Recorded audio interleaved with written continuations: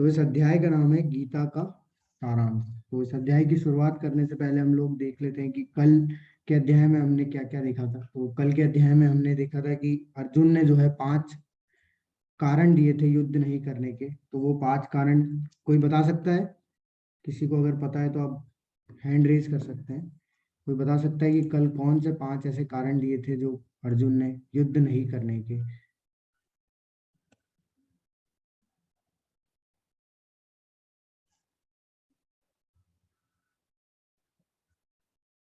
आप chat box में भी लिख सकते हैं अगर आप बताना चाहते हैं तो।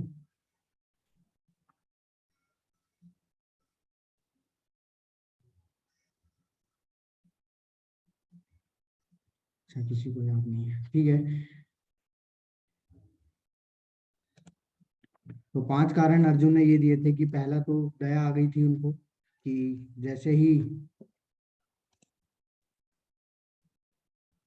जी प्रभु जी आप हैंड रेज करिए। जी हरे कृष्णा।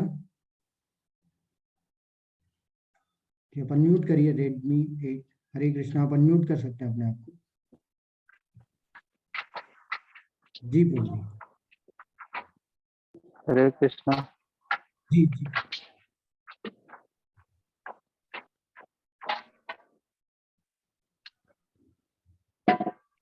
आप बताएंगे वह प्रभु जी 5 कारण कौन से थे?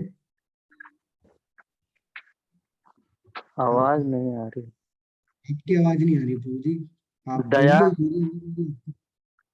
हेलो। हाँ, मेरी आवाज आ रही है आपको? जी जी।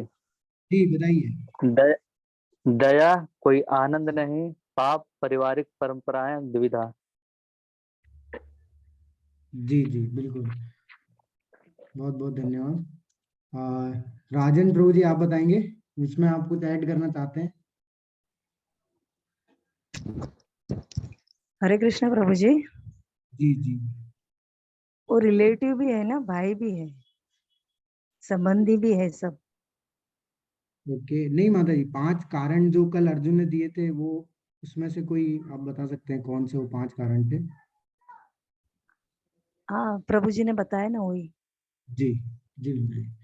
हरे कृष्ण। जैसे प्रभु जी ने बताया कि एक तो दया था, उनको दया आ गई थी इसलिए वो युद्ध नहीं करना चाह रहे थे। दूसरा, आपको हैंड रेज करना पड़ेगा प्रभु। अशोक प्रभु जी आपको हैंड रेज करना पड़ेगा। आप हैंड रेज करेंगे तो ही मैं आपको अनम्यूट के लिए मैसेज भेजूंगा, तभी आप अनम्यूट कर पाएंगे।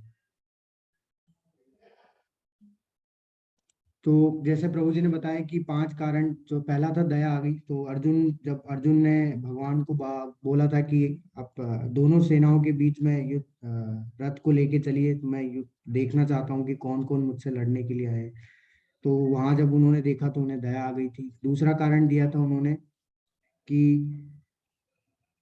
पारिवारिक परंपराएं समाप्त हो जाएगी अगर मैं सबको मार दूंगा तो। तीसरा कारण दिया था पाप, अगर मैं सारे परिवार वालों को मार दूंगा तो पाप का भोगी बनूंगा, इसमें कोई आनंद नहीं है सारे परिवार वालों को मारने में। और पांचवा कारण था कि वो असमंजस में आ गए थे, ठीक है, कंफ्यूज हो गए थे कि करना क्या है। कि तभी उन्होंने क्या किया था, अपना धनुष और बाण जो है कहाँ रख दिया था, तो उस रथ पे रख के वो बैठ के विलाप करने लगे थे। तो आज का अध्याय में हम लोग देखेंगे कि क्या उन 5 कारणों को भगवान स्वीकार करते हैं या फिर उन 5 कारणों का खंडन करते हैं, वो आज भगवान स्वयं बताएंगे। तो पहले हम लोग देखते हैं कि इस अध्याय का नाम गीता का सारांश क्यों बोला गया है। देखिए, सारांश का मतलब क्या होता है? सारांश का मतलब होता है समरी, ठीक है। एक तरीके से इस पूरे इस अध्याय में पूरी जो भगवत गीता आने आने वाले हैं अध्याय जो भी हैं, जो भी भगवान आगे बोलने वाले हैं, उसका जो है पूरा एक तरीके से यहाँ पे एक सारांश बताएंगे हम लोग को, जिससे कि हमें पता चल जाए कि आगे आने वाले अध्याय में वो और क्या डिटेल में बताने वाले हैं।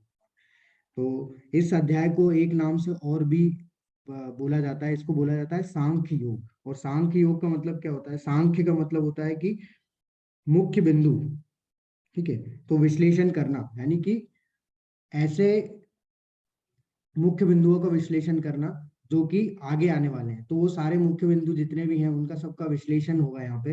तो पूरी भगवत गीता का एक तरीके से विश्लेषण हम लोग को इस दूसरे अध्याय में मिल जाता है, इसलिए इसको बोला जाता है सांख्य योग या गीता का सारांश। अभी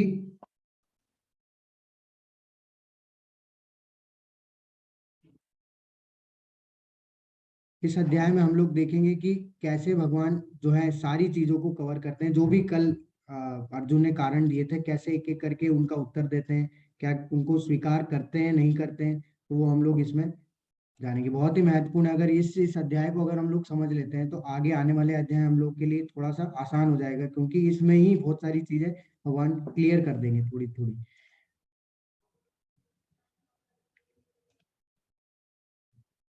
तो देखिए अग्नि पुराण में क्या होता है, जो हमारी जो पुराण है उसमें क्या होता है कि अग्नि पुराण में ऐसा दिया गया है कि आ, भगवत गीता की महिमा के बारे में हर जगह पे है। तो अग्नि पुराण में भी ऐसा दिया गया है कि जो हमारे शरीर के अंग है उनसे भगवत गीता के सारे अध्यायों को जो है वो कंपेयर किया गया है, एक तरीके से समानता दिखाई गई है। तो अग्नि पुराण में जो ये दूसरा अध्याय है उसको बताया गया है आधार, यानी कि आधार के रूप में कंपेयर किया। आधार हमारे शरीर में क्या है, हमारे पैर। तो पैर जो है किसको संबोधित कर रहे हैं, हमारे एक तरीके से गीता का दूसरा अध्याय जो है हमारे पैरों को, पैरों से जो है उसकी समानता बताई है। तो जैसे पैर हमारा आधार है, ठीक है, जैसे अगर कोई व्यक्ति कितना भी ज्यादा शक्तिशाली क्यों ना हो, अगर उसके पैर कमजोर होंगे, अगर वो चल नहीं पाएगा तो फिर उसकी शक्ति का कोई भी मतलब ही नहीं है। वैसे ही यहाँ पे भी है कि एक तरीके से पूरी भगवत गीता का आधार है। तो अगर हम लोग ये समझ गए तो क्या होगा, आगे जितने भी अध्याय आने वाले हैं उसमें हम लोग उस इतना दिक्कत नहीं होगा। तो हम लोग को एक तरीके से उसका पता चल जाएगा कि आगे भी भगवान इन चीजों को डिटेल में बताएंगे। तो हम लोग इस अध्याय की शुरुआत करते हैं। तो ये जैसे अभी देखा कि दया कोई आनंद नहीं, 5 कारण दिए थे।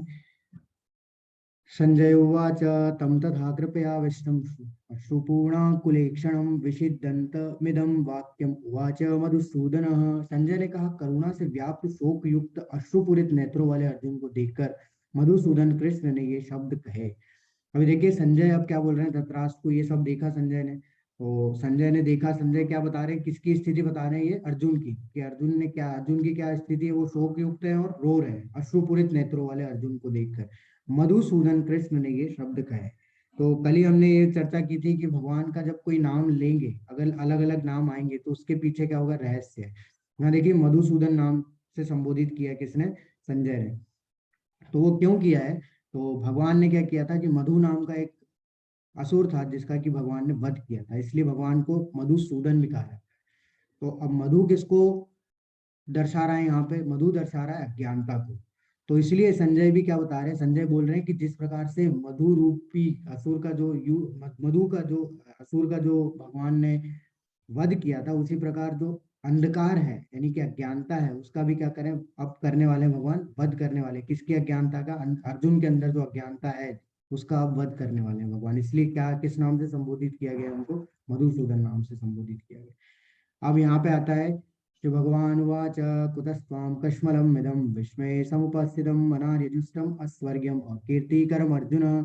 परमपिता परमेश्वर ने कहा, मेरे प्यारे अर्जुन, ये अशुद्धियां तुम पर कैसे आई है। वे ऐसे व्यक्ति के लिए बिल्कुल नहीं है जो जीवन के मूल्य को जानता है। वे उच्च ग्रहों की ओर नहीं बल्कि बदनामी की ओर ले जाते हैं।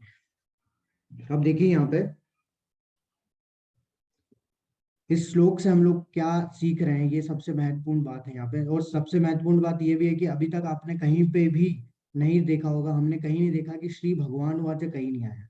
तो इसका मतलब ये है कि पहले अध्याय में भगवान ने कुछ भी नहीं बोला, ठीक है, पहले अध्याय में भगवान ने सिर्फ सुना। तो इस श्लोक से हमें क्या सीख मिल रही है, इस श्लोक से हम क्या सीखते हैं कि जितने भी कार्य हम लोग करते हैं, ठीक है, उसमें श्रवण करना बहुत ही ज्यादा महत्वपूर्ण है। तो यहाँ पे भी भगवान हमें ये सिखा रहे हैं कि हमें अपनी प्रतिक्रिया देने से पहले, अपनी प्रतिक्रिया को सब बताने से पहले, देने से पहले क्या करना चाहिए, उसको ध्यान से सुनना चाहिए, जैसे कि भगवान ने किया। भगवान ने क्या किया, अर्जुन को भगवान ने सिर्फ सुना, वो सिर्फ क्या कर रहे थे, अर्जुन को सुन रहे थे। यानी कि हमें भी पहले क्या है, किसी भी चीज को ध्यान से सुनना चाहिए, उसके बाद ही क्या करना है, अपनी प्रतिक्रिया देनी है। ना कि ऐसा कि हम लोग बोल दें पूरी उसकी बात सुने ना और फिर हम लोग अपनी प्रतिक्रिया दे दें, ऐसा नहीं है। जैसा बोला जाता है कि अच्छा वक्ता वही होता है जो अच्छा श्रोता होता है। तो वैसे हम लोग को अच्छा श्रोता बनना है। तो भगवान यहाँ से हम लोग को यही सीख दे रहे हैं कि हमें क्या करना पड़े, पहले हमें हमें सुनना है सामने वाले को, जब तक उसका सारी चीजें समाप्त नहीं हो जाती बोलने की, उसके बाद जब है हमें सभी बिंदुओं को ध्यान में रख के क्या करना है, उत्तर देना है या हमारी प्रतिक्रिया देनी चाहिए। तो अब कल हमने देखा था कि अर्जुन जो है वो उन्होंने युद्ध नहीं करने के 5 कारण दिए थे, ठीक है।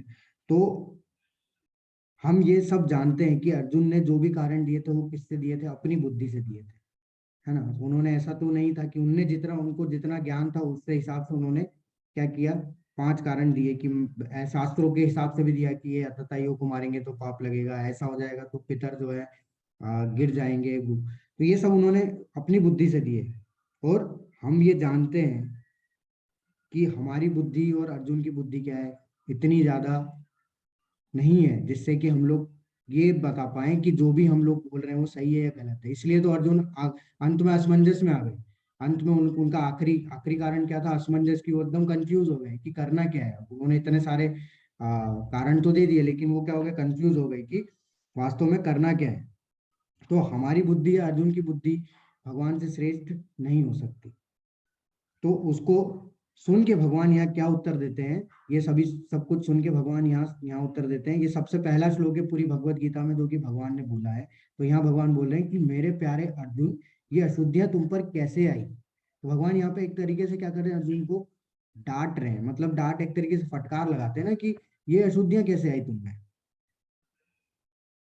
भगवान बोलते हैं कि तुमने युद्ध करने के लिए इतनी सारी तैयारियां की, कहीं कहाँ कहाँ जाके तुमने अस्त्र शस्त्र जो है एकत्रित किए, पता नहीं कितना तुमने तक वो तैयारियां की इस चीज के, इस युद्ध के लिए। और अब तुम बोल रहे हो कि मैं युद्ध नहीं करूंगा।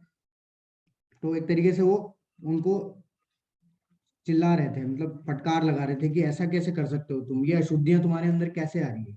वो ऐसे व्यक्ति में तो बिल्कुल नहीं आती जो जीवन के मूल्य को जानता है। अब हमने कल देखा था ना कि अर्जुन को एक नाम से और संबोधित किया जाता है जो कि गुणाकेश है। तो भगवान जानते थे कि ये इतना ज्ञानी होके भी ऐसा क्यों कर रहा है। तो वो एक तरीके से भगवान उनको फटकार लगा रहे थे कि अगर तुम ऐसा करोगे तो बदनामी होगी। क्यों? क्योंकि तुम्हारा धर्म है युद्ध करना, तुम एक क्षत्रिय हो। अगर तुम युद्ध नहीं करोगे तो तुम्हारी बदनामी होगी और उच्च ग्रहों की ओर नहीं जाओगे। मतलब ये कि उस मैं कल हमने देखा था ना कि ये एक धर्म क्षेत्र है। धर्म क्षेत्र में जिसकी भी मृत्यु होती है, वो कोई भी योद्धा हो, अगर वो युद्ध करते हुए उसकी मृत्यु होती है तो वो कहाँ जाता है, उच्च ग्रहों की ओर जाता है। तो तुम भगवान बोल रहे कि युद्ध नहीं करोगे तो तुम उच्च ग्रहों की नहीं, उल्टी बदनामी, तुम्हारी बदनामी होगी कि ये कायर कायर जो है युद्ध छोड़ के भाग। तो इस तरीके से ये समझा रहे हैं भगवान उनको। आगे देखिए, अब ये जो श्लोक है ये बहुत ही ज्यादा महत्वपूर्ण है। इस तरीके इसी श्लोक से जो है पूरी भगवत गीता में जो है एक टर्निंग पॉइंट आता है। वो देखिए क्या है यहाँ पे, कार्पण्य दोषो उपतो स्वभाव, ये अर्जुन बोल रहे हैं। ठीक है, अर्जुन यहाँ पे भगवान से बोल रहे हैं, कार्पण्य दोषो उपतो स्वभाव पृच्छामि त्वां धर्म सम्मूढ़ चेता यत् श्रेषा निश्चितं ब्रूहि तन्मे शिष्यस्तहं साधिमां त्वां प्रपन्नम्। अब मैं अपनी कर्पण दुर्बलता के कारण अपना कर्तव्य भूल चुका हूँ और सारा धैर्य खो चुका हूँ। ऐसी अवस्था में मैं आपसे पूछ रहा हूँ कि जो मेरे लिए श्रेयस्कर हो उसे निश्चित रूप से बताएं। अब मैं आपका शिष्य हूँ और शरणागत हूँ, कृपया मुझे उपदेश दें। तो देखिए, ये यहाँ पे क्या है, यहाँ पे दो चीजें आ रही है। पहली चीज तो अर्जुन क्या है, अर्जुन अपनी जो दुर्बलता है उसको स्वीकार कर रहे हैं। यानी कि वो ये स्वीकार करते हैं कि हाँ उनके अंदर अशुद्धियां थी और वो नहीं निर्णय नहीं ले पा रहे हैं। कल जैसे हमने चर्चा की थी कि जब भी हम लोग निर्णय नहीं ले पाते हमारे लिए डिसीजन मेकिंग में, हमें सबसे ज्यादा सहायता कब करती है भगवत गीता, जब हम लोग निर्णय नहीं ले पाते। तो यहाँ पे वही चीज स्थिति है अर्जुन की भी। अब अर्जुन क्या बोल रहे हैं कि मैं अपनी दुर्बलता के कारण से सब कुछ भूल चुका हूँ, अपना कर्तव्य भी भूल चुका हूँ, अपना धैर्य भी खो चुका हूँ। अब मैं ऐसी अवस्था में आपसे पूछ रहा हूँ कि मेरे लिए श्रेयस्कर क्या है। तो देखिए, श्रेयस्कर तो दो चीजें होती है, एक श्रेयस्कर होता है और एक प्रेयस्कर होता है। श्रेयस्कर यानी कि जो लंबे समय में लाभदायक होता है, और एक प्रेयस्कर यानी कि जो कुछ क्षणिक, यानी कि कुछ कुछ समय के लिए लाभदायक होता है। जैसे अगर कोई उदाहरण दूं मैं कि एक कोई बच्चा है, तो अगर एक बच्चे को अब बचपन में क्या है, बच्चों को चॉकलेट खाने की बहुत आदत होती है तो वो चॉकलेट खाते हैं। तो वो क्या है, वो उनको कुछ समय के लिए सुख देती है चॉकलेट, तो उनको अच्छा लगता है खाने में, अच्छा स्वाद आता है। लेकिन जो माँ बाप होते हैं क्या करते हैं, बच्चे को चॉकलेट खाने से रोकते हैं। क्यों? क्योंकि वो क्या सोचते हैं, वो बच्चे की श्रेष्ठता के बारे में सोचते हैं कि अगर ये चॉकलेट खाता रहेगा तो उसके दांत चढ़ जाएंगे। तो वो रोकते हैं बच्चे को बार बार कि तुम चॉकलेट मत खाओ। लेकिन बच्चा क्या करता है, अपने सिर्फ प्रेयस के लिए सोचता है, वो सिर्फ क्या सोचता है, क्षणिक सुख के लिए। वो अपने ये सोचता है कि हाँ मुझे आनंद चाहिए, थोड़ा बहुत मिल जाता है बस। लेकिन जो जानता है हमारे बारे में, वो क्या सोचता है, हमारे हमेशा श्रेष्ठता के बारे में सोचता है। इसलिए भगवान को यहाँ पे अर्जुन क्या बोल रहे हैं कि मैं आपसे पूछता हूँ कि जो मेरे लिए श्रेष्ठ करे वो बताइए। और ये पूछने के लिए उन्होंने क्या बोला कि अब मैं आपका शिष्य हूँ और शरणागत हूँ, कृपया मुझे उपदेश दीजिए। तो यहाँ अर्जुन जो है क्या बोल रहे हैं कि आप मुझे उपदेश दीजिए, मैं आपके शरणागत हूँ। तो देखिए अर्जुन यहाँ पे क्या पूछ रहे हैं कि हमारी बुद्धि जो है, और अर्जुन की, जो अर्जुन ने, जैसे हमने अभी चर्चा की थी कि अर्जुन की बुद्धि और हमारी बुद्धि में क्या है, हमारी बुद्धि और अर्जुन की बुद्धि सीमित है। हम लोग अपने लिए श्रेष्ठ, अपनी श्रेष्ठता के बारे में नहीं सोच सकते, क्योंकि अगर सोच सकते तो अर्जुन भी, अर्जुन को ये, अर्जुन के पास ऐसी नौबत आती ही नहीं कि वो भगवान से ये पूछे या फिर भगवान को ये बोले कि आप मेरे लिए श्रेष्ठ कर बताइए।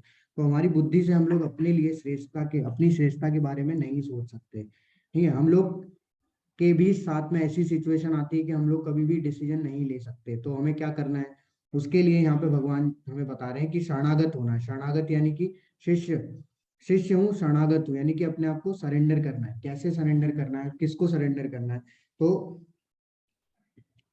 यहाँ से हम ये सीख सकते हैं कि हम जो भी अपनी बुद्धि से फैसला लेते हैं या निर्णय लेते हैं, उसमें हम पूरी तरह से सक्षम नहीं है कि वो हमारे लिए श्रेयस्कर होगा या नहीं। उसके लिए हम लोग बिल्कुल भी सक्षम नहीं है। तो इसलिए हमें क्या करना है, इसलिए हमें शरणागत होना है किसका, गुरु, साधु और शास्त्रों का। तो हमें गुरु की शरण लेनी है, शास्त्रों की शरण लेनी है, साधु यानी कि भक्तों की शरण लेनी है। वही हमारे लिए श्रेष्ठ, हमारी श्रेष्ठता के बारे में बता सकते हैं। लेकिन अब बात आती है कि अर्जुन के पास तो भगवान थे, उन्होंने तो उनकी शरण ले ली, हमारे पास तो भगवान है ही नहीं। तो हम लोग गुरु, साधु और शास्त्र कैसे ढूंढेंगे। और आज के इस संसार में तो बहुत मुश्किल है कि सारे ये सारी चीजें जो कि हमें परफेक्ट मिल जाए। तो हमें भगवान की वाणी की शरण लेनी चाहिए। ठीक है, भगवान की वाणी क्या है, भगवत गीता। भगवान की वाणी क्या है, हमारे वैदिक शास्त्र। ठीक है, उनकी शरण लेनी चाहिए, जिससे कि हम लोग सही, हमारे लिए, हमारी श्रेष्ठता के बारे में हम लोग सोच सकें, जो कि हमें हमारी श्रेष्ठता के बारे में बता सके। तो हम लोग इसके तात्पर्य प्रभुपाद जी क्या बोलते हैं कि यह प्राकृतिक नियम है कि भौतिक कार्यकलाप की प्रणाली ही हर एक के लिए चिंता का कारण है। पग पग पर उलझन मिलती है, अतः प्रामाणिक गुरु के पास जाना आवश्यक है, जो जीवन के उद्देश्य को पूरा करने की के लिए समुचित पथ निर्देश दे सके। समग्र वैदिक ग्रंथ हमें यह उपदेश देते हैं कि जीवन की अनचाही उलझनों से मुक्त होने के लिए प्रामाणिक गुरु के पास जाना चाहिए। ये उलझने उस दावाग्नि के समान है जो किसी के द्वारा लगाए बिना भभक उठती है।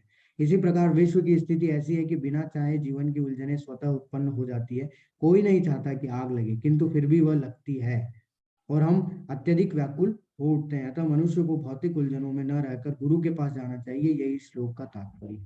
देखिए यहाँ प्रभुपाद जी क्या बता रहे हैं कि ये जो दुख है हमारे जीवन में, ये हमेशा बना रहेगा, ये हमेशा आएंगे ही आएंगे, ये कभी भी समाप्त नहीं होंगे।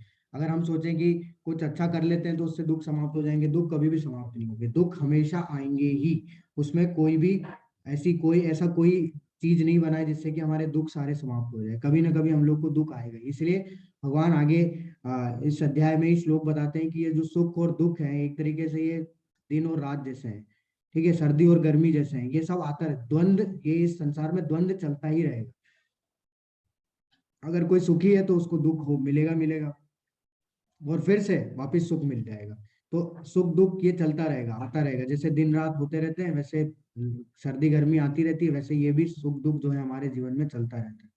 तो इसीलिए भगवान आगे 10वें अध्याय में बताते हैं, 10वें अध्याय में बताते हैं कि ये जो संसार है ये क्या है, दुखालय शाश्वतम। इसको क्या बोला गया है, दुखों का आलय। जैसे हिमालय बोलते हैं ना, तो हिमालय, हिमालय का मतलब क्या होता है, हिम प्लस आलय।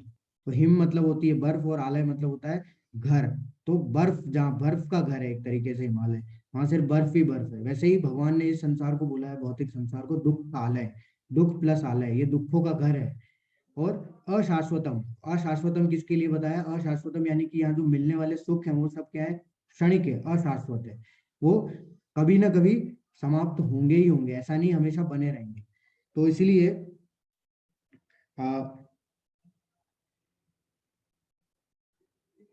अगर हम लोग कुछ नहीं भी करेंगे भगवान ये प्रभुपाद जी यहाँ बता रहे हैं कि अगर हम लोग कुछ नहीं भी करेंगे, ये कि बिना चाहे जीवन की उलझने स्वतः उत्पन्न हो जाएगी अगर हम लोग कुछ भी नहीं करेंगे। जैसे अगर हम लोग बैठ जाते हैं, हम लोग सोचे कि अगर कुछ कार्य नहीं करते हैं तो हम लोग शायद सुखी रह सकते हैं, वो भी नहीं होगा। अगर हम लोग कुछ नहीं करेंगे तो भी दुख जो है हमें कहीं ना कहीं से ढूंढ के हमारे ऊपर आ ही जाएगा। तो दुख तो समाप्त होने से रहे, दुख तो नहीं होंगे समाप्त, कितना भी कोशिश कर लो। जैसे अगर आप इसका उदाहरण देखें तो प्रभुपाद जी ने बताया कि जैसे आग लगती है ना, अगर आप देखेंगे गर्मी के मौसम में जंगलों में एक खुद खुद ब खुद आग लग जाती, कोई लगाता नहीं है। वैसे ही है हमारे भी जीवन में, अगर हम लोग इस भौतिक संसार में हैं तो इसका मतलब ये है कि हमारे पास भी दुख खुद ब खुद आ ही जाएंगे। उसमें कोई भी वो नहीं है कि हम लोग सोचे कि कुछ नहीं करेंगे तो दुख नहीं आएंगे। तो लेकिन उसका सॉल्यूशन क्या है? अगर जीवन में दुख आते हैं तो हमें क्या करना चाहिए? तो हमें भगवान की शरण यानी कि गुरु साधु और शास्त्रों की शरण लेनी चाहिए। तो वो यहाँ है कि हमारे जीवन में कठिन समय आते हैं तो हम किसके पास जाते हैं?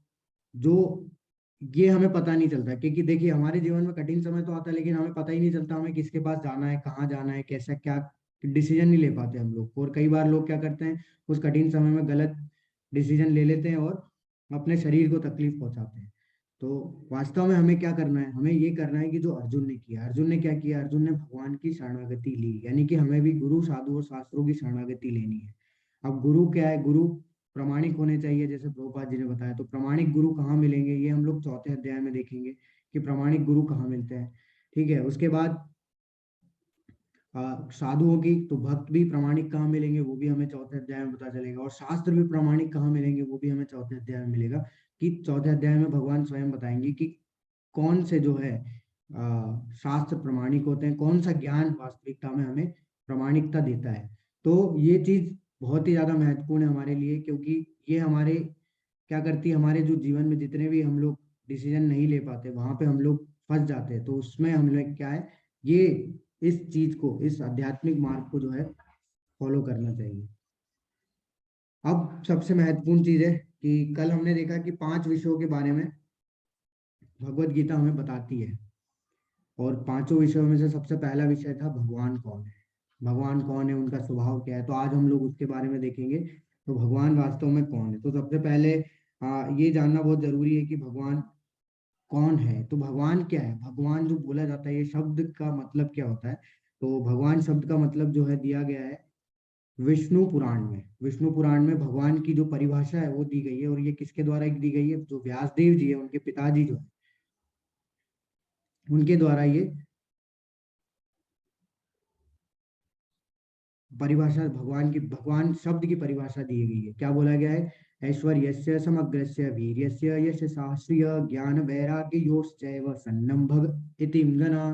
तो यहाँ पे जो भग धातु होती है वो एक तरीके से क्या है, 6 षड ऐश्वर्यों को जो है दर्शाती है। तो जो 6 ऐश्वर्य हैं वो कौन कौन से? ये हैं सुंदरता, ज्ञान, प्रसिद्धि, धन, शक्ति और त्याग। तो ऐसा बोला गया है कि जिस किसी के भी पास ये सुंदरता, ज्ञान, प्रसिद्धि, धन, शक्ति और त्याग ये अनंत मात्रा में होंगे, ऐसा नहीं सबके पास, सीमित मात्रा में, अनंत मात्रा में जिसके पास भी ये होंगे, असीमित मात्रा में जिसके पास भी होंगे, वही भगवान कहलाने योग्य है। ठीक है, तो भगवान हम लोग उसी को संबोधित करते हैं जिसके पास की अनंत मात्रा में, ना कि कुछ समय के लिए। ठीक है, जो जिसके पास ये चीजें कभी भी समाप्त नहीं होती, वही भगवान कहलाने योग्य होता है। ठीक है, तो ये पाराशर मुनि जो है व्यास देव जी के पिताजी, उनके द्वारा ये भगवान की परिभाषा दी गई है। तो अभी हम लोग देखते हैं, अब यहाँ से अब इसकी पुष्टि हम लोग स्टार्ट करते हैं कहाँ से? इसी भगवत गीता से। तो आपने देखा होगा कि जो व्यासदेव जी है वो क्या है, इस सारे हमारे वैदिक शास्त्रों के रचयिता हैं। तो उन्होंने क्या किया, सारे शास्त्रों को लिपिबद्ध किया। तो जब भगवत गीता जब वो लिखे थे तो उन्होंने जब धृतराष्ट्र बोले तो उन्होंने लिखा धृतराष्ट्र वाच। जब अर्जुन बोले तो अर्जुन के लिए लिखा उन्होंने अर्जुन वाच, कि अर्जुन ने कहा। धृतराष्ट्र उवाच यानी धृतराष्ट्र ने कहा। संजय उवाच यानी संजय ने कहा। लेकिन जब भगवान की बारी आई, जब भगवान श्री कृष्ण बोले तो उन्होंने क्या लिखा? श्री भगवान उवाच। ना कि उन्होंने ऐसा लिखा कि कृष्ण कृष्ण उवाच, या फिर उन्होंने ऐसा नहीं लिखा वासुदेव उवाच, उन्होंने लिखा श्री भगवान उवाच। तो पहली पुष्टि तो भगवान की किसने की? व्यासदेव जी ने, जो कि क्या है, परम ज्ञानी है, जिन्होंने सारे शास्त्रों की क्या किया है, सारे शास्त्रों को लिपिबद्ध किया था। तो उन्होंने हमें ये चीज बता दी कि भगवान कौन है? भगवान श्री कृष्ण, जो श्री कृष्ण ही जो है वो साक्षात भगवान है, इसलिए उन्होंने उनको संबोधित किया श्री भगवान वाचक। आप देखते हैं कि इस आ, परिभाषा पे कैसे हम लोग उनको मैच कर सकते हैं। तो सबसे पहले सुंदरता की बात करते हैं। तो देखिए, सुंदरता की अगर हम लोग बात करें तो सुंदरता में अगर आप देखेंगे तो सबके लिए सुंदरता की परिभाषा अलग अलग है। यानी कि जो चीज मेरे लिए सुंदर होगी वो जरूरी नहीं हो कि आप लोगों के लिए सुंदर हो, या फिर जो चीज आप लोगों के लिए सुंदर होगी जरूरी नहीं हो वो मेरे लिए सुंदर। तो मेरी नजर में सुंदरता कुछ अलग है, आपकी नजर में सुंदरता अलग है। वैसे जैसे उदाहरण देता हूँ, जानवर है, तो जानवर क्या है? जानवर भोग योनि है, तो वो सारी चीजों को भोग की योनि से देखेंगे। जैसे अगर शेर को कोई पतला दुबला आदमी अगर दिखाएंगे तो वो उसके लिए सुंदर नहीं है, क्योंकि वो भोग नहीं, उसमें इतना मांस नहीं है। शेर को कौन ज्यादा सुंदर लगेगा? तो मोटा ताजा आदमी, क्योंकि मांस दिखेगा उसमें। तो उसके लिए सुंदर वो है, भले ही वो पतला आदमी कितना सुंदर हो, वो हमारे लिए सुंदर होगा, लेकिन उसके लिए सुंदर क्या है? वो है जो कि जिसमें मांस होगा, जो क्योंकि उसको तो भोग करना है। तो हर किसी के लिए इस संसार में जो सुंदरता की परिभाषा है वो अलग अलग है। लेकिन अगर भगवान श्री कृष्ण की बात करें तो आप शास्त्रों में देखेंगे भगवान जो है हर किसी को आकर्षित करते थे अपने सुंदरता से।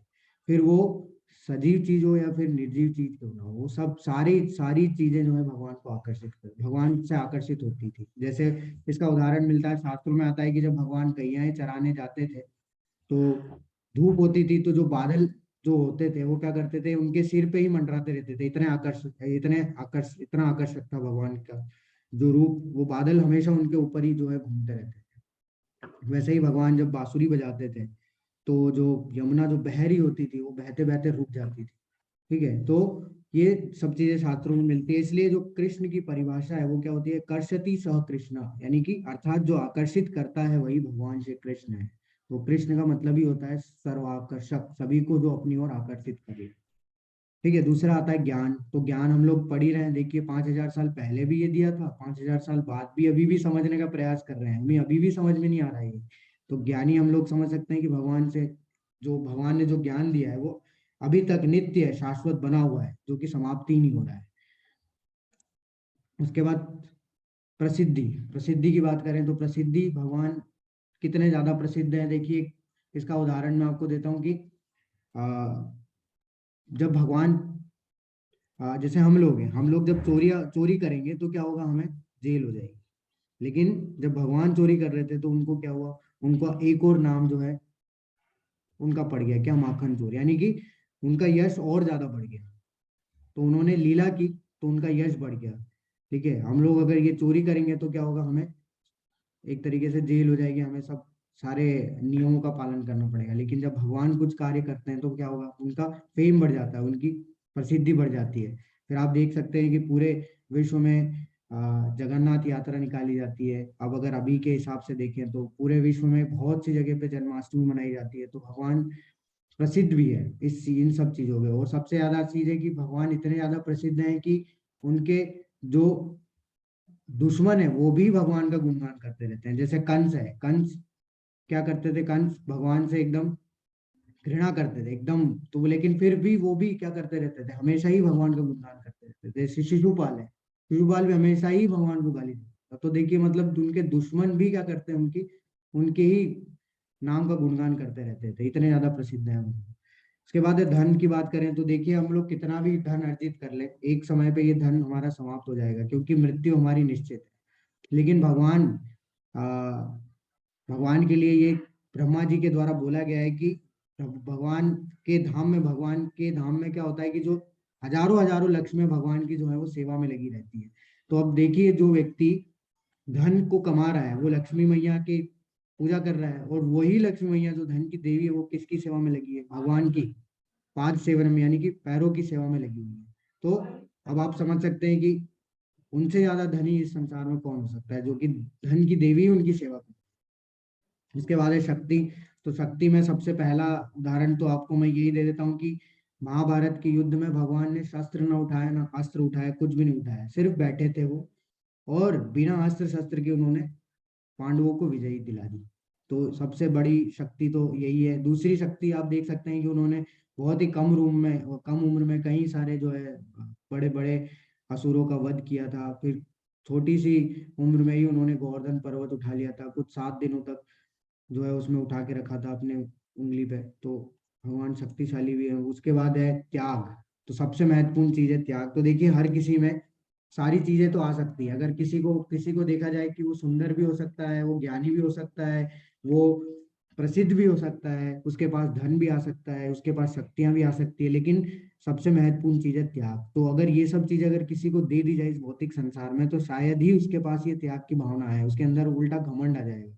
तो भगवान के पास ये सब होते हुए भी क्या होता है, त्याग की भावना होती है। तो सबसे सबसे बड़ा उदाहरण है भगवान का त्याग का, क्या है कि सबसे पहले ही श्लोक में अर्जुन ने क्या बोला था, कल के भगवान को अच्युत से संबोधित किया था कि भगवान क्या है, अच्युत है, यानी कि जो अपने पद से कभी भी नीचे नहीं गिरते हैं। तो वो सारथी हैं लेकिन फिर भी क्या है, भगवान है। तो वैसे ही भगवान ने क्या किया, अपने भक्त भक्त के लिए सारथी बनना भी स्वीकार किया, यानी कि ये त्याग है अपनी। उनका स्थिति कितना ऊपर है लेकिन फिर भी उन्होंने सारथी बनना स्वीकार किया। वैसे ही राम जी है। जब राम जी वनवास गए तो उन्होंने क्या है, शबरी के मुंह से झूठे बेर भी खा लिए। शबरी जो है उनको झूठे बेर भी खिला दी तो वो खा लिए। लेकिन राम जी तो क्या थे, राम जी तो राजा थे। वो तो सोने चांदी की थाली में खाना खाते थे, लेकिन फिर भी उन्होंने भक्त के लिए क्या किया, ये त्याग। तो इस तरीके से भगवान क्या है, भगवान के अंदर सारी चीज होते हुए भी त्याग की भावना होती है। तो ये सारी चीजें भगवान में अनंत मात्रा में। अब देखिए भगवान कभी बूढ़े नहीं होते, लेकिन अगर हम लोग अपने लिए सोचें तो हमारी हमारी जो सुंदरता है क्या है, कुछ समय तक रहती है, फिर शरीर बूढ़ा होता जाता है, सुंदरता समाप्त हो जाती है। ज्ञान वही है, जैसे जैसे हम लोग बूढ़े होते जाएंगे हमारा ज्ञान भी, बुद्धि भी कम होती जाएगी। प्रसिद्धि में ऐसा ही है, एक प्रसिद्ध होता है तो दूसरा फिर उससे आगे ऊपर होने के लिए प्रसिद्ध हो, तो हम लोग नीचे आ जाते हैं। वैसे ही प्रसिद्धि में ये प्रतिस्पर्धा चलती रहती है। ऐसा नहीं है कि कोई एक बार में प्रसिद्ध हुआ तो हमेशा ही प्रसिद्ध रहेगा। धन धन तो यहाँ पे है ही कि जब मृत्यु हो जाएगी तो धन तो हमारा किसी काम आएगा ही नहीं। शक्ति भी, हर किसी के पास शक्ति कब तक रहेगी, जब तक शरीर है। और त्याग की भावना तो बहुत ही मुश्किल है हर किसी में लेके आना हम लोग के अंदर। तो इसलिए जिसके अंदर ये अनंत मात्रा में होता है वही भगवान को संबोधित, वही भगवान भाई, उसी को भगवान से हम लोग संबोधित करते हैं।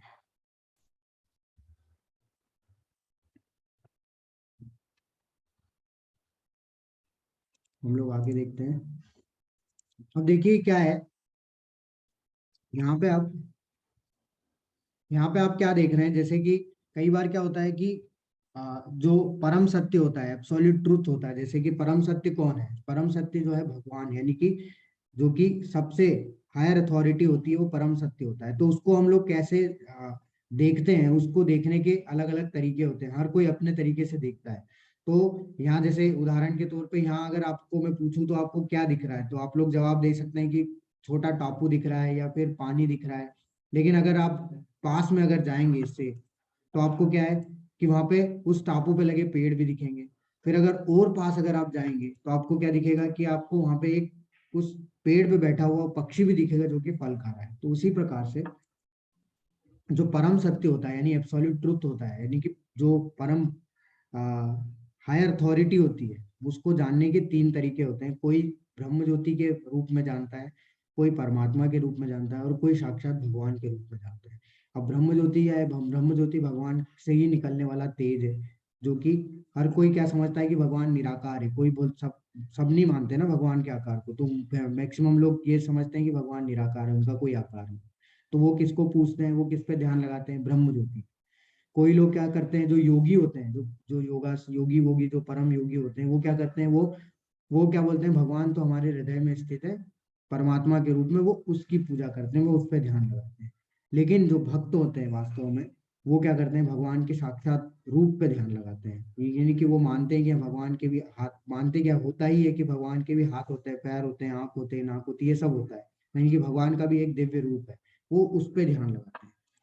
जैसे अगर आप देखें सूरज को, यहाँ पे वही उदाहरण दिया गया है कि जैसे सूरज है, तो अगर हम लोग अभी दूर से देख रहे हैं तो सूरज की हमें सिर्फ किरणें दिख रही है, तो कोई व्यक्ति क्या बोलेगा कि सूरज की सिर्फ किरणें है, सूरज नहीं है। लेकिन अगर पास में जाएंगे तो पता चलेगा अच्छा सूरज का तो आकार भी है, गोल है। और पास में जाएंगे तो अच्छा पता चलेगा कि सूरज तो एक ग्रह है, सूर्य, जहाँ पे कि सूर्य देव खुद निवास करते हैं। वैसा ही है कि अगर हम लोग दूर से देखते हैं, हम लोग अभी हमारी बुद्धि इतनी जागृत नहीं है, तो हम लोग क्या देखते हैं कि हम लोग को सिर्फ भगवान को निराकार के रूप में देखा जाता है सब। फिर जब धीरे धीरे हम लोग थोड़ा सा एडवांस होते हैं तो ये जो निराकार होता है वो ब्रह्म होता है। जब धीरे धीरे हम लोग एडवांस होते हैं तो परमात्मा का जो रूप है हमारे अंदर, चतुर्भुज रूप, वो हम लोग महसूस करने लगते हैं, हम लोग को समझ में आता है वो। और जब हम लोग और ज्यादा आगे जाते हैं तो हमें क्या है, साक्षात भगवान के जो है वो दर्शन हम लोग कर सकते हैं, हम लोग भगवान के रूप को जो है वो स्वीकार कर सकते हैं। अब भगवान क्या करेंगे, वो जो 5 कारण दिए थे अर्जुन ने, उनका भगवान एक एक करके खंडन कर रहे हैं। ठीक है, देखिए खंडन क्यों कर रहे हैं, क्यों, ये कैसे पता चला खंडन कर रहे हैं, क्योंकि उन्होंने क्या बोला कि अशुद्धियां तुम में कैसे आई। यानी कि भगवान ने पहले ही बोल दिया कि वो जो 5 तुमने कारण दिए एक तरीके से वो अशुद्धियां हैं, वो कहाँ से आई है तुम्हारे। अब उसको समाप्त कर रहे हैं एक एक करके। देखिए पहली अशुद्धि थी कि दया, कि उनको दया आ गई थी। अब वो भगवान क्या बता रहे हैं दया के लिए, देहिनोऽस्मिन् यथा देहे कौमारं यौवनं जरा तथा देहांतर प्राप्ते धीरः तत्र न मुह्यति। जिस प्रकार शरीरधारी आत्मा इस वर्तमान शरीर में बाल्यावस्था से तरुणावस्था में और फिर वृद्धावस्था में निरंतर अग्रसर होता रहता है, उसी प्रकार मृत्यु होने पर आत्मा दूसरे शरीर में चला जाता है। धीर व्यक्ति ऐसे परिवर्तन से मोह को प्राप्त नहीं होता। तो अभी हमने पहले विषय के बारे में देखा क्या, भगवान। अभी यहाँ पे भगवान दूसरे विषय के बारे में बता रहे हैं कि जीव क्या है, आत्मा क्या है। ठीक है, और उसका स्वभाव क्या है। तो यहाँ पे भगवान क्या बता रहे हैं कि जिस प्रकार शरीरधारी आत्मा इस वर्तमान शरीर में बाल्यावस्था से तरुणावस्था में जाता है, तो हमारा जो शरीर है वो तो स्थिर है, एक जगह पे ही है। ठीक है, वो कहीं पे वो बदलता नहीं है। सॉरी, हमारा जो शरीर है वो, हमारी जो आत्मा है वो स्थिर है, वो कभी भी बदलती नहीं है। लेकिन शरीर देखिए आप, हम लोग बचपन से स्टार्ट करते हैं, बचपन, फिर बचपन से धीरे धीरे हम लोग आते हैं किशोरावस्था में, किशोरावस्था यानी तरुणावस्था, तरुणावस्था से हम लोग आते हैं उसके बाद वृद्धावस्था में। तो यानी कि हमारा शरीर बूढ़ा होता जाता है लेकिन आत्मा हमारी वहीं की वहीं रहती है। ठीक है, आत्मा में कोई परिवर्तन नहीं होता, हमारा शरीर बदल रहा है बस। तो आत्मा भी क्या करती है, आत्मा जब हमारा शरीर समाप्त मतलब वृद्धावस्था की स्थिति में आ जाता है, तो वो क्या करती है, आत्मा उस शरीर को छोड़ के दूसरे शरीर में चले जाती है। तो आत्मा वही है, शरीर हमारा बदलता जा रहा है। तो यहाँ पे वही चीज है कि जो शरीरधारी आत्मा है, यानी कि शरीर के अंदर जो आत्मा है, वो बाल्यावस्था से, बचपन से तरुणावस्था यानी कि किशोरावस्था से, उसके बाद वृद्धावस्था में निरंतर अग्रसर करती रहती है। उसी प्रकार मृत्यु होने पर आत्मा दूसरे शरीर में चला जाता है। धीर व्यक्ति ऐसे परिवर्तन से मोह को प्राप्त नहीं होता। और जो धीर होता है यानी कि जो स्टेबल होता है, वो कभी भी ऐसे परिवर्तन से मोह को प्राप्त नहीं होता। ऐसा क्यों बोला गया भगवान ने। अभी यहाँ पे दया का क्या मतलब, दया का खंडन कैसे हो रहा है, दया का खंडन ऐसे हो रहा है क्योंकि कल हमने देखा कि सबके अपने अपने दृष्टिकोण थे, और अर्जुन किस दृष्टिकोण से देख रहे थे युद्ध को, युद्ध स्थल को, तो अपने परिवार सगे संबंधियों की को देख रहे थे कि हाँ ये सारे मेरे रिश्तेदार हैं, ये मेरे ताऊ है, मेरे चाचा है, मेरे पितामह है। लेकिन भगवान उनको बोल रहे हैं अर्जुन को कि अगर तुम्हें दया आ रही है तो तुम इनकी आत्मा पे दया करो, क्योंकि ये तो शरीर है, जो तुम जिस पे दया कर रहे हो ये तो शरीर है, और शरीर तो परिवर्तित हो रहा है। वो तो वृद्धावस्था से तरुणावस्था, तरुणावस्था से बाल्यावस्था से तरुणावस्था, तरुणावस्था से वृद्धावस्था में चला जाएगा, और फिर आखिर में मृत्यु हो जाएगी। तो शरीर तो समाप्त हो जाएगा। तो तुम्हारा शरीर पे दया करने का कोई मतलब ही नहीं बनता। अगर दया करनी है वास्तविकता में तो तुम पे किस पे दया करनी है, तुम्हें आत्मा पे दया करो, क्योंकि आत्मा कभी भी समाप्त नहीं होगी। जिस हिसाब से भगवान यहाँ बोल रहे हैं कि आत्मा वही है, आत्मा वहीं की वहीं बनी है, आत्मा नहीं सब बदल रही है। तो यहाँ से भगवान का दृष्टिकोण पता चलता है कि भगवान उस पूरे युद्ध स्थल का किस तरीके से निरीक्षण कर रहे थे। वो सारे जितने भी योद्धा थे, पांडवों कौरवों जितने भी, सब तरफ भगवान उनको किस नजर से देख रहे थे, आत्मा की। उनका दृष्टिकोण था कि वो सभी को आत्मा के स्तर पे देख रहे थे, ना कि शरीर के स्तर पे देख रहे थे। वो आत्मा के स्तर पे सबका निरीक्षण कर रहे थे कि ये सब तो समाप्त, ये सब तो मरेंगे ही नहीं, ये सब तो बने रहेंगे, क्योंकि ये सब क्या है, आत्मा है। तो यहाँ से हमें पता चला कि जो आत्मा है वो क्या है, वास्तविकता में कभी भी समाप्त नहीं होती। ठीक है, वो सिर्फ शरीर बदलता है, आत्मा वहीं रहती है।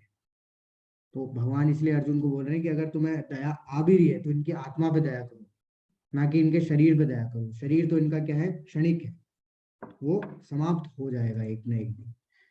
उसके बाद अगली बार बोल रहे तो फिर आत्मा का होता क्या है? आत्मा का होता यह है, भगवान बता रहे वासांश जीर्णानि यथा विहाय नवानि गृह्णाति नरो पराणि तथा शरीराणि विहाय जीर्णानि अन्याति सम्याति नवानि देहि। जिस प्रकार मनुष्य पुराने वस्त्रों को त्याग कर नए वस्त्र धारण करता है, उसी प्रकार आत्मा पुराने तथा व्यर्थ के शरीर को त्याग कर नवीन भौतिक शरीर धारण करता है। तो भगवान यह बोल रहे हैं कि उस आत्मा का क्या होता है, वो एक शरीर से दूसरे शरीर को धारण कर लेता है। जैसे हम लोग हैं, अभी दिवाली आने वाली है, हम लोग क्या करेंगे, नए कपड़े खरीद लेंगे, पुराने कपड़ों को त्याग देंगे। वैसे ही आत्मा भी क्या करती है, जो पुराना जो वृद्ध शरीर हो जाता है, जीर्ण शरीर हो जाता है, उसको त्याग के वो नए भौतिक शरीर को धारण कर लेती है। तो आत्मा कभी भी समाप्त नहीं होती, शरीर समाप्त हो गया। इसलिए हम लोग क्या है, जब भी किसी की मृत्यु होती है तो आप भी जानते हैं कि सब लोग क्या बोलते हैं, अच्छा वो चला गया। क्या चला गया? वो क्या है जो चला गया? वो आत्मा है जो चला गया। वो उस शरीर को छोड़ के दूसरे शरीर में चला गया। तो वो वास्तविकता में हम लोग स्वीकार नहीं कर पाते, और फिर भी क्या है, उस शरीर के लिए रोते रहते हैं जो वहां रखा हुआ है। ठीक है, तो बात सही है कि हम लोगों से उसका इमोशन जुड़े हुए हैं, लेकिन फिर भी अगर हम लोग उसको लेके अगर बैठ जाएं और फिर रोते रहें पूरा जीवन, तो वो क्या है, एक तरीके से बुद्धिमानी नहीं है, वो गलत है। इसलिए भगवान यही चीज बता रहे हैं कि अर्जुन, तुम ये जो विलाप कर रहे हो, ये किसके लिए कर रहे हो? इस शरीर के लिए कर रहे हो। शरीर तो ये समाप्त हो जाएगा, अगर तुम नहीं मारोगे तो ये कभी ना कभी तो समाप्त हो ही जाएगा। तो इसलिए इनकी आत्मा पे दया करो, ना कि इनके शरीर पे दया करो। अगर इनको मारोगे तुम, तो इनकी आत्मा जो है वो कहाँ जाएगी?